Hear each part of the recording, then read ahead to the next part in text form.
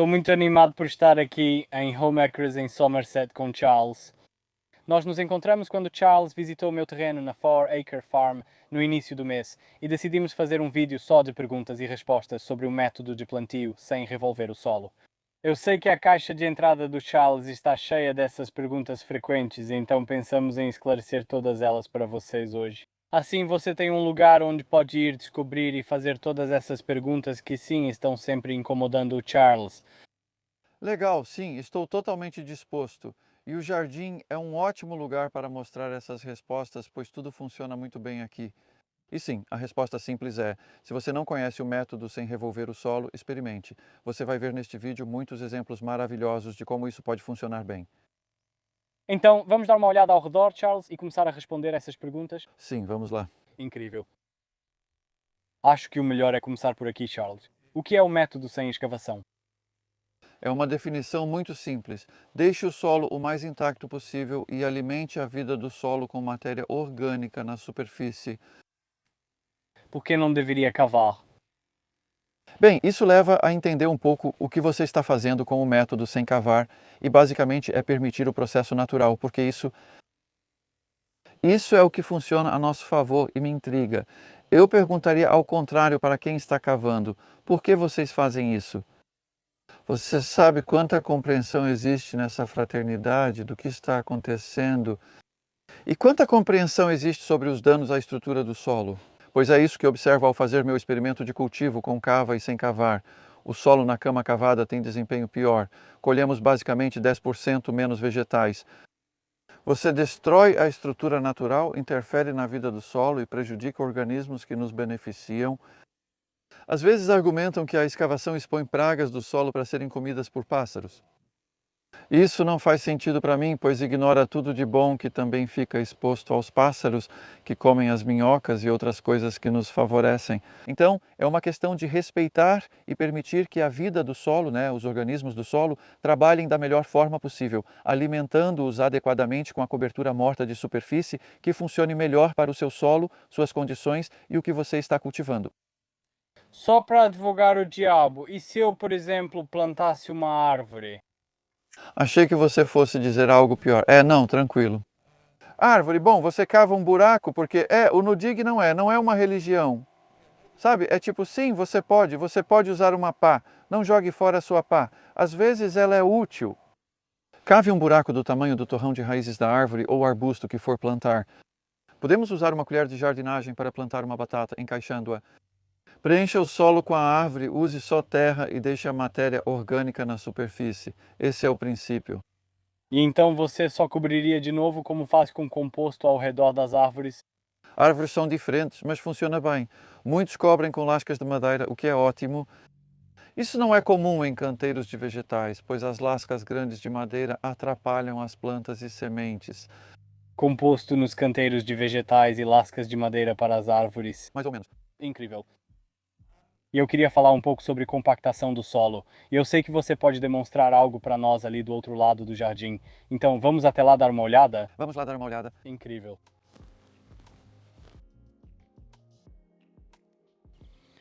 Frequentemente, Charles, pergunto, e imagino que você também, se é possível plantar sem revolver solos compactados.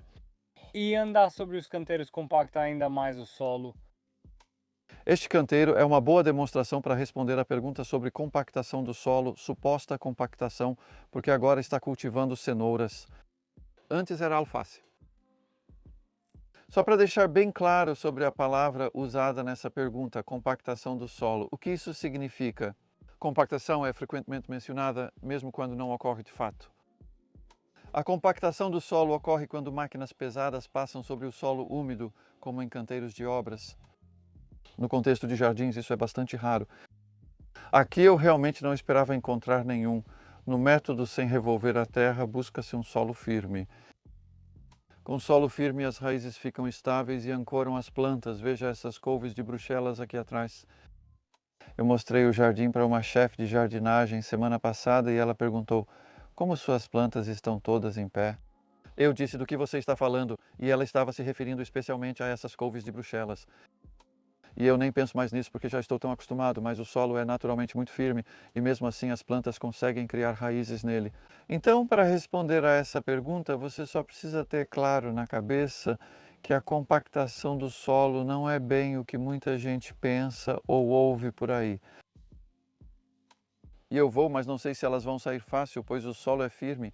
Será que as cenouras saem puxando ou preciso usar uma pá? Essas foram semeadas em 14 de junho, isso faz 3 meses e uma semana. Elas estão firmes, o solo está firme. Isso também é porque está seco. Neste verão tivemos muito tempo sem chuva, deixando o solo assim. Uso a pá só como alavanca. Você pode ver as cenouras saindo. Elas estão muito boas. Elas estão muito boas, Charles. Sim, na verdade recebi um comentário em um vídeo sobre canteiros sem escavação, perguntando se consigo cultivar cenouras, batatas ou outros vegetais de raiz, ou se só planto morangos, sendo preguiçoso. Sim, isso é muito engraçado. Aqui está um ótimo exemplo. É possível cultivar cenouras sem escavar? Estou muito feliz em ser um preguiçoso. Falando sério. É, de verdade. Eu sei que uma das coisas que atormenta todos os jardineiros são as ervas daninhas, e eu percebi que, com um método sem cavar, isso realmente ajudou no controle das ervas daninhas. Com certeza aparecem menos ervas daninhas. Mas quando você começa uma nova horta sem escavação, precisa remover as raízes das ervas daninhas perenes? Coisas como urtigas, azedas, amoreiras. Ou o papelão seria suficiente para isso? Sim e não. Você precisa conhecer um pouco suas ervas daninhas perenes. Então, por exemplo, qualquer coisa com um caule lenhoso saindo do solo, eu removeria esse caule central principal. Nem todas as raízes finas ao redor, só o suficiente para impedir que o caule lenhoso cresça de novo. Silvas são o exemplo clássico. E você pode simplesmente procurar onde elas estão brotando do solo e colocar sua pá ou uma enxada, se for o caso. Só há algumas pequenas ao redor delas. E corte cerca de 10 centímetros, 4 polegadas abaixo do nível do solo, e isso vai remover aquela parte principal que de outra forma voltaria a crescer. Então, com esses, se você tiver arbustos ou plantas lenhosas, você sabe que eles realmente precisam ser removidos. E as raízes de urtiga ficam meio termo entre as duas, porque elas são bastante lenhosas e também bastante superficiais. Na verdade, né, a gente costuma usar um cortador de grama, cortando na regulagem mais baixa, e isso vai picar até mesmo várias das raízes que estão aparecendo acima do solo. O cortador de grama é muito útil para remover restos de ervas daninhas perenes. A Rumex, por exemplo, eu cavaria porque tem uma raiz pivotante grande e lenhosa. Então, o que conta é a raiz lenhosa. Mas há ervas daninhas perenes, como corriola e cavalinha, bem comuns e difíceis de eliminar, pois persistem. Parecem durar para sempre e podem ser observadas ao longo do tempo e eliminadas, mas é necessário acompanhamento. Aqui, por exemplo, bem atrás de nós, é um pedaço de terra que há 6 meses era igual ao que você vê ao redor, e isso é um pasto cheio de ervas daninhas. Quando eu digo cheio de ervas daninhas, quero dizer plantas que chamamos de ervas daninhas, como muita corriola. Ranúnculos e dentes de leão são flores lindas, mas não ideais entre vegetais. Gosto de tê-las em volta da minha propriedade. Aqui usamos plástico preto, na verdade só uma vez, então você tem 2 exceções. Isso retoma o contexto da sua pergunta. Se você começa com muitas ervas daninhas, ou seja, plantas que não consegue remover manualmente, sem gastar muito tempo e mexer demais no solo, é aí que entra a cobertura da superfície, seja com papelão e um pouco de composto por cima, ou neste caso, nós usamos o composto. Depois cobrimos com plástico preto. Hoje de manhã removi isso. Esse método é ótimo para limpar terrenos com muitas ervas daninhas enquanto se colhe uma safra. Tivemos uma ótima colheita de abóboras para o inverno. Enquanto elas cresciam, as ervas daninhas morriam, com uma exceção que eu vou te mostrar. Acho que já sei o que é. Então, essa parte aqui, Adam e Sofia estavam removendo com uma pazinha hoje de manhã. É um pouco confuso, porque isso não é raiz de erva daninha, e sim um pedaço de raiz de abóbora removido por eles. Isso aqui é o que a gente realmente quer tirar. Então, isso aqui é a corriola com volvulos, dá para ver que é uma raiz bem enrolada e retorcida, né? A gente chama de tripa do diabo aqui, e ela ainda está no solo, basicamente. mas ela foi muito enfraquecida por tentar crescer na escuridão. Essa é a beleza do cultivo sem escavação. Você se dá um tempo para respirar no começo. Ainda tem mais dessa raiz de corriola no solo e nós vamos precisar. Usamos uma pazinha entrando assim e alavancando o que conseguimos tirar. E vamos continuar fazendo isso, eu acho, até o final do próximo verão. E tenho confiança de que é algo que você não consegue fazer cavando, eliminar 100% disso completamente. É um investimento de tempo no início, mas depois você se livra dessa erva daninha persistente que sufoca suas plantas se nada for feito, e este pedaço de terra é um ótimo exemplo. Então, há 18 meses aquela área ali era assim, era um pasto cheio de ervas daninhas, cheio de raízes de corriola, tipo realmente grandes e vigorosas. E agora, depois de 2 verões fazendo essa remoção, eu diria que estamos 95% do caminho, só restaram algumas corriolas fracas. Eu me lembro de ter vindo no ano passado e estava coberto com lã de ovelha, e a corriola estava conseguindo passar pela lã de ovelha. E é isso. Este ano está, sim, está bem claro agora, uma diferença enorme, enorme. Quero dizer, dá para ver daqui. As pilhas de lascas de madeira ali estavam apenas sobre esse mesmo chão, e dá para ver a corriola crescendo por baixo. 30, 40, 50 centímetros, até uns 60 centímetros de lascas de madeira. É uma erva daninha forte. Mas isso para mim é um exemplo brilhante de como você pode lidar com isso. E exige comprometimento, exige tempo no começo. Considere isso um investimento para a sua liberdade futura. E com essas ervas daninhas, o que você vai fazer com elas? Porque eu conheço algumas pessoas que dizem que queimam elas. Sim, queimamos muito pouco, até folhas doentes. Colocamos tudo na compostagem, que é uma ótima forma de lidar com isso. Porque você sabe, aquilo é matéria orgânica valiosa e provavelmente nutrientes também. E isso é muito bom. Na minha experiência, isso some na pilha de compostagem, mesmo fria. O calor só acelera o processo. Não tenha medo de fazer isso e não acredite em tudo que lê por aí. Isso volta àquelas perguntas frequentes. Acho que as pessoas estão confusas com tanta informação contraditória e muitos erros. Falo por experiência. Muita coisa que leio de pessoas que supostamente entendem do assunto não está certa. Se pode São João no composto. Brilhante. Estamos sobre uma nova cama de plantio sem revolver a terra, ou uma cama de plantio sem revolver a terra feita recentemente, Charles. E temos um pouco de papelão ao redor, e uma pergunta que fazem bastante é: papelão não contém uma quantidade enorme de produtos químicos? Eu queria saber qual é a sua opinião sobre isso. Pode ser que sim, acho que não sabemos ao certo. Pelo que li, muita gente diz que as colas do papelão são à base de amido, água e soja. Esse tipo de coisa. É, Então nada, quase nada. Hoje em dia, no que fazemos na jardinagem e na vida em geral, é difícil evitar algum tipo de plástico ou algo assim. E isso é fazer o melhor para o solo, com mínima perturbação, feito apenas uma vez. O papelão é algo, sabe, voltando àquela pergunta anterior, se você tem muitas ervas daninhas, o papelão é simplesmente um excelente ponto de partida, mas não é algo que você coloca todo ano. É só nesse começo, na primeira fase, por 1 ou 2 meses ou até mais. Essa era a sua pergunta, não era? sim, exatamente. E pela sua experiência, quanto tempo o papelão leva para se decompor? Sim, bem, entre 8 e 10 semanas. Eu diria que depende se está úmido, se ficar seco, pode durar lá por meses. Geralmente, ao fazer canteiros com papelão sobre o composto, isso mantém o solo úmido, que é o desejado, e as plantas estão enraizando no composto. E quando elas já enraizaram através do composto, o papelão já está começando a se decompor. Eu tinha um canteiro onde, em abril passado, coloquei 2 camadas de papelão grosso por causa da corriola. E na verdade ficou maravilhosamente livre de corriola por 10 semanas. E então, de repente, uau, houve um surto de nova corriola. Então isso foi uma ilustração bem clara. Estamos em meados de setembro. Esse é um bom momento para iniciar um novo canteiro sem revolver a terra?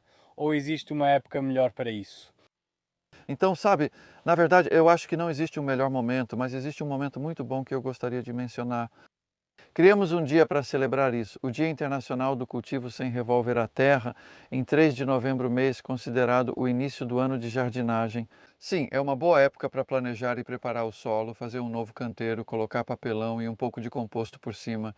Na primavera, mesmo com ervas daninhas densas, você ainda pode entrar na primavera com o terreno limpo, é uma ótima época. No fim do outono, mas é possível fazer um novo canteiro em qualquer época. Não se preocupe, apenas faça. Se você tem tempo, se as condições são favoráveis, é só ir em frente. Vá em frente. Agora é o melhor momento. Sim, com certeza, sim. É isso, excelente. E eu queria falar um pouco sobre o composto, então vamos até a pilha de compostagem e conversar um pouco. Um pouco sobre isso lá. Boa ideia. Ótima ideia.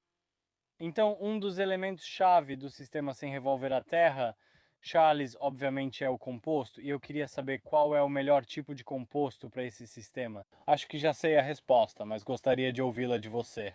Gostaria de reformular sua pergunta, pois não acho necessário incluir sem revolver a terra. Em outras palavras, Eu gostaria. eu perguntaria qual é o melhor composto para jardinagem? Ok, aí está bem, aí está.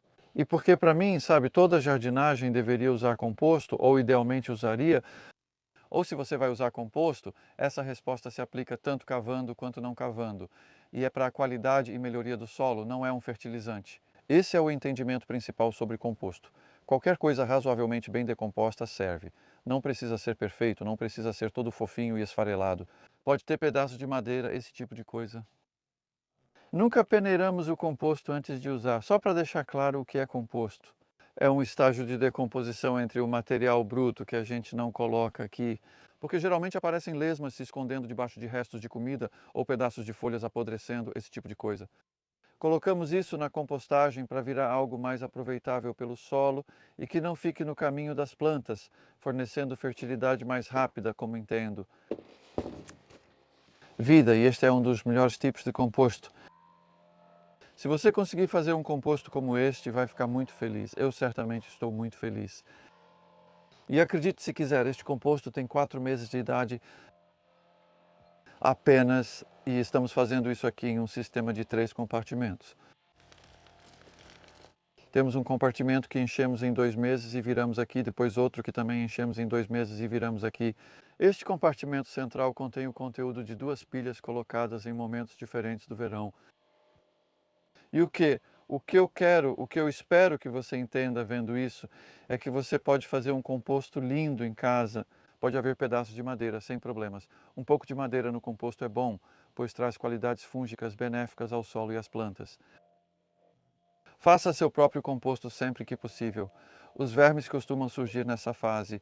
O composto pode esquentar, mas o calor não é essencial. Mantenha coberto para reter a umidade e vamos colocar uma cobertura aqui. Se chover muito é para evitar que a chuva entre e encharque. Esse é o composto caseiro, né, o melhor. E não é tanto pelos nutrientes, mas sim pela vida. Vamos analisar outros tipos de composto que comprei? Comprei alguns e vamos ver diferentes aspectos deles. Com certeza. Então sim, este é um composto que eu comprei em abril, na verdade, então faz quase 6 meses. E é chamado de composto de resíduos de jardim, que faz referência à sua origem, que são os jardins das pessoas. Grande parte é de madeira e ainda dá para ver alguns pedaços ali. Como disse, está tudo bem. Mas outra coisa é como ele está seco. E na verdade ele está seco desde o primeiro dia em que foi entregue.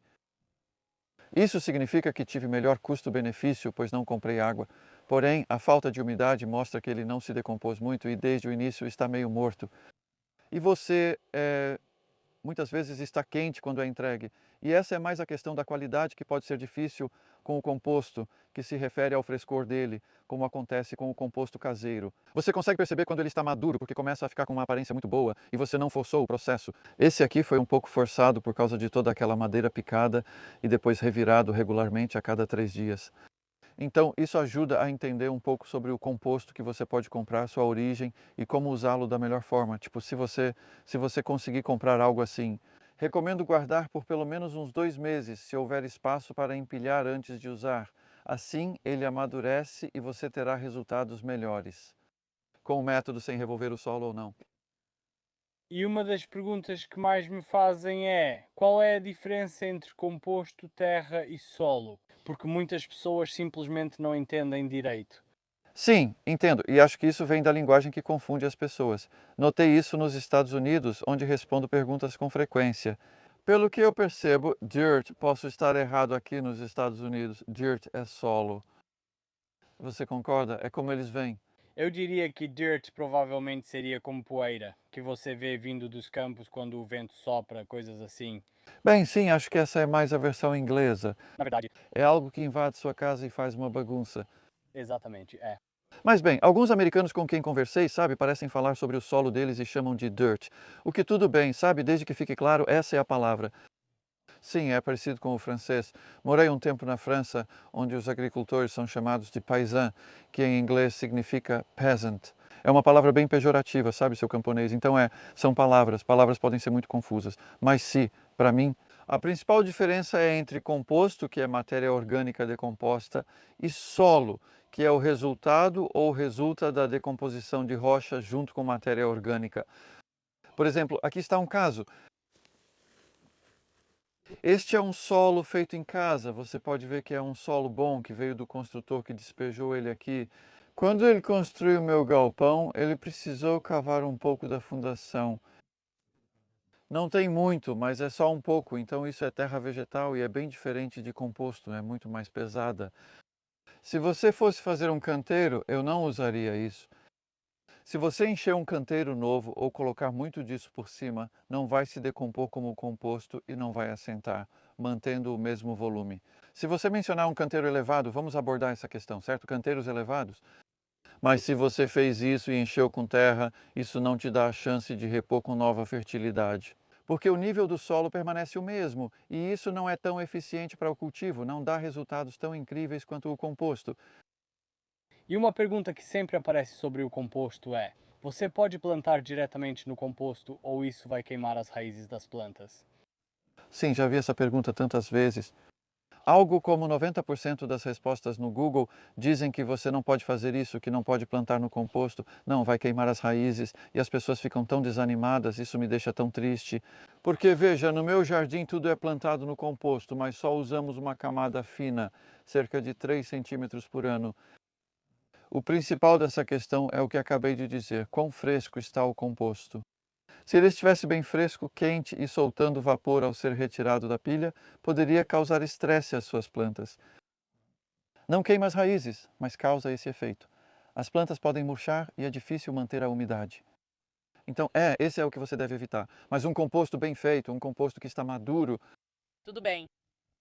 E a pergunta que sempre me pega é: sem cavar significa mais composto, ou eu não consigo obter composto suficiente para adotar o cultivo sem revolver o solo numa área tão grande? É. Pergunto-me de onde isso veio. Às vezes até me culpo um pouco, porque falei, principalmente no início do meu trabalho, sobre usar muito composto. Isso refletia como percebi que poucas pessoas usavam composto. Estou falando de 20, 30 anos atrás. Recentemente passou a haver uma compreensão melhor do composto, mais uso dele e melhor aproveitamento das suas qualidades, e eu, na verdade, tenho dado menos ênfase à quantidade. Se analisarmos meus canteiros de teste com e sem revolvimento do solo, posso responder claramente essa pergunta. Incrível, vamos dar uma olhada.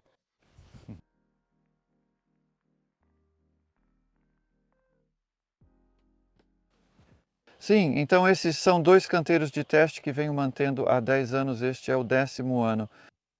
E todo mês de dezembro eu cavo este canteiro aqui e incorporo composto na vala. Este tem tanto composto quanto o canteiro sem revolvimento ao lado. Nos canteiros, o composto fica só na superfície quando não há revolvimento. Ambos recebem os mesmos vegetais para comparação. É bem interessante. Após 10 anos fazendo isso e 6 anos no meu jardim anterior, ainda aprendo e noto diferenças intrigantes. Mas, acima de tudo, o que isso mostra são os totais da colheita. Neste ano colhemos a primeira plantação até junho e julho. Agora já é a segunda plantação no mesmo ano. Todas as primeiras plantações no canteiro cavado renderam 44 quilos de vegetais prontos para a cozinha, e no canteiro sem cavar, 56 quilos de vegetais prontos para a cozinha. Em outras palavras, quase 20% a mais, na verdade, com a mesma quantidade de composto. Por quilo de alimento produzido, o método sem cavar, ao menos neste experimento. Diria de modo geral, a partir do meu jardim, o método sem cavar precisa de menos composto em comparação com o método de cavar. É simplesmente fascinante. E só de olhar para os canteiros de teste sem cavar do Digby, eu consigo ver visualmente as diferenças na produção das culturas. O aipo rábano e os alhos porós. Há uma grande diferença ali junto com o funcho. Visualmente, podemos ver que nos canteiros sem revolvimento, os aipos rábanos têm quase o dobro do tamanho e os alhos porós estão muito mais grossos e robustos. fascinante. Não é? É, realmente mostra. Não me pergunto o motivo, mas não é só isso. A couve nem é tão diferente.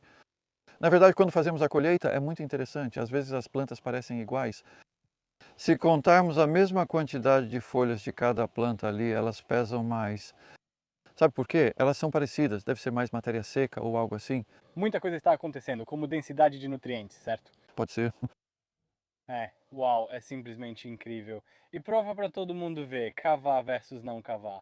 Bem, é uma ótima resposta, pois entendo totalmente. Temos um histórico de cavar e todos achavam que era assim que se fazia jardinagem.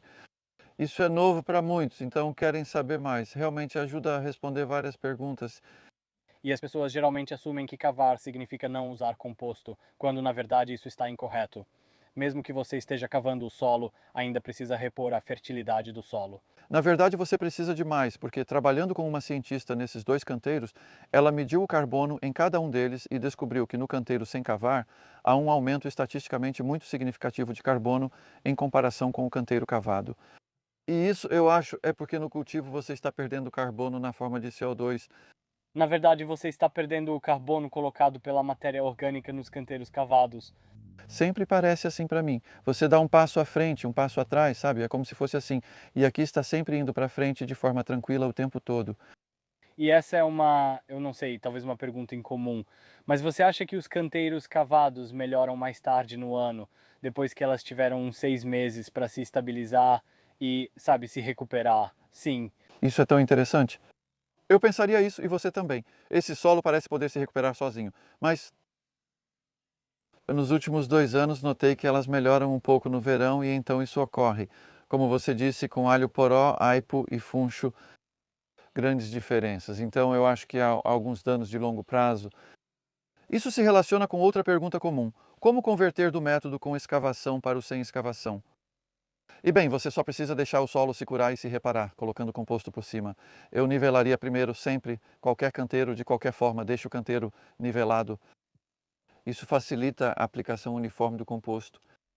E isso também se aplica se você não tiver muitas ervas daninhas, sabe? Você não precisa do papelão nesse caso. Então, apenas nivele seu canteiro, arranque qualquer erva daninha que estiver lá, pelo menos as maiores.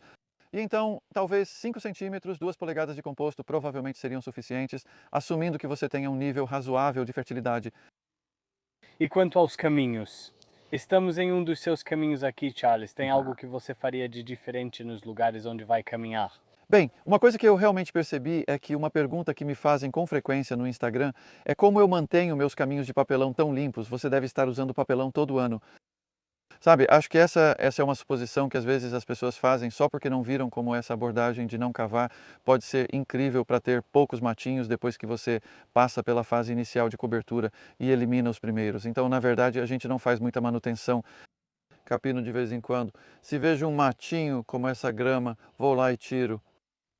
E isso para mim, na verdade, já é um mato bem grande. Isso já indica algo. Eu procuro matinhos pequenos para tirá-los antes de virarem problema. Assim são mais fáceis de remover. Com o método sem cavar, quase não surgem novas ervas daninhas, tornando isso possível e sem uso de papelão. A única exceção seria se você estiver em um terreno de horta comunitária, onde muitas ervas daninhas continuam vindo com o vento, aí você vai ter que usar uma enxada. Talvez surpreendente, muito interessante.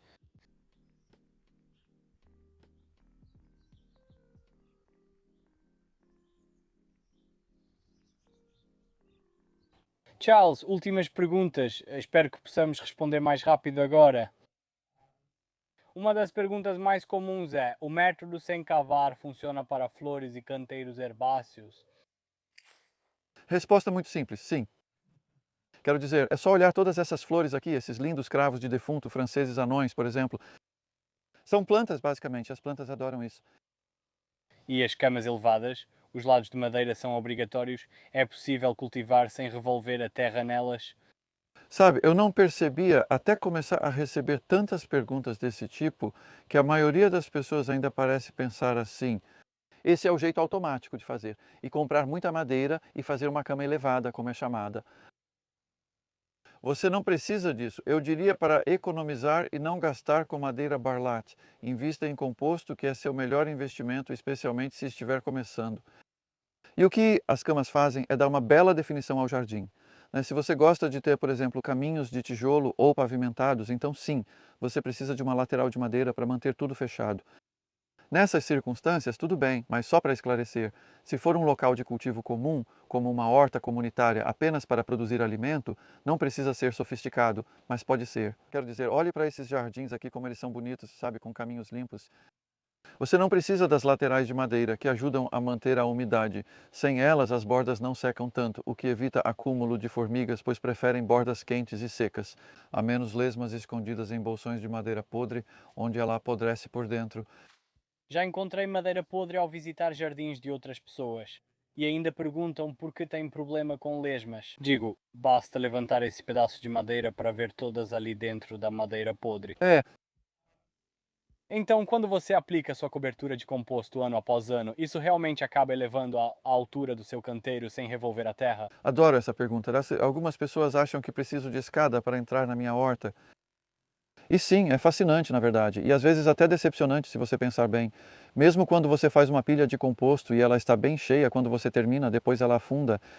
No fim das contas, não tenho tanto composto, assim como quando você coloca composto nos canteiros, pois grande parte da vida está no solo. Eles comem e excretam, então o composto serve de alimento e é consumido. As excreções são mais densas e vão sendo compactadas, tornando-se um volume menor. E é por isso que você vai ter um leve aumento, mas é muito menos do que você poderia imaginar. Muito interessante. Obrigado pelo esclarecimento. Sim, só para acrescentar, se não adicionar composto, o solo fica pobre. Já vi isso em hortas comunitárias onde os cultivadores não usavam composto. O nível está baixando, acho que é porque o carbono sai do solo e da grama. Os caminhos entre os canteiros parecem ficar mais altos. Posso falar por experiência própria. Lá na 4 Acre Farm, onde a cerca viva fica na lateral, está pelo menos 30 centímetros mais alto que os campos devido ao uso de enxada rotativa e aração. Quando tudo isso é liberado como carbono na atmosfera, Isso é trágico, não é? é bem, Você está construindo isso de novo. bom trabalho, com certeza, e acho que vamos terminar com uma pergunta provavelmente bem grande. Mas existem outras práticas que podemos adotar no jardim para garantir que estamos mantendo a melhor horta sem revolver o solo? Por exemplo, plantar mudas, colher, deixar as raízes no solo, esse tipo de coisa. Há muitas. Beleza. Na verdade, acho que isso vai além do escopo deste vídeo. Beleza. Eu faria e recomendaria a todos olharem o último capítulo do meu livro de habilidades ou meu curso online. Chamo isso de jardinagem energética. Sabe, isso está ficando um pouco esotérico agora, mas eu acho que há muitas coisas que podemos fazer que também são realmente baratas, que melhoram, aumentam a temperatura do seu solo, melhoram a produtividade. Quanto você ainda quer ouvir sobre isso? Acho que indicar seu livro e curso online é a melhor opção para quem quiser se aprofundar mais nesse assunto. Sim, com certeza. E talvez eu possa terminar com essa observação de uma forma bem geral e positiva, que é, sabe, isso aí. Houve muitas perguntas neste vídeo. Espero que você tenha encontrado as respostas que procurava, mas tenho certeza de que ainda restam mais dúvidas, e isso é algo muito saudável. Ter muitas perguntas é essencial para o jardineiro, então foi um prazer responder as mais frequentes. Continue fazendo perguntas, continue questionando a si mesmo e você vai perceber que muitas vezes pode encontrar as respostas. Mas fique atento e esteja preparado para acreditar em coisas novas também. Não acredite em tudo o que ouve ou lhe dizem. Ainda há muito a ser descoberto sobre jardinagem. Incrível. Muito obrigado, Charles, por responder algumas dessas perguntas e esclarecer muitas dessas coisas para as pessoas e para mim também. Sim, foi um prazer estar com você. Obrigado.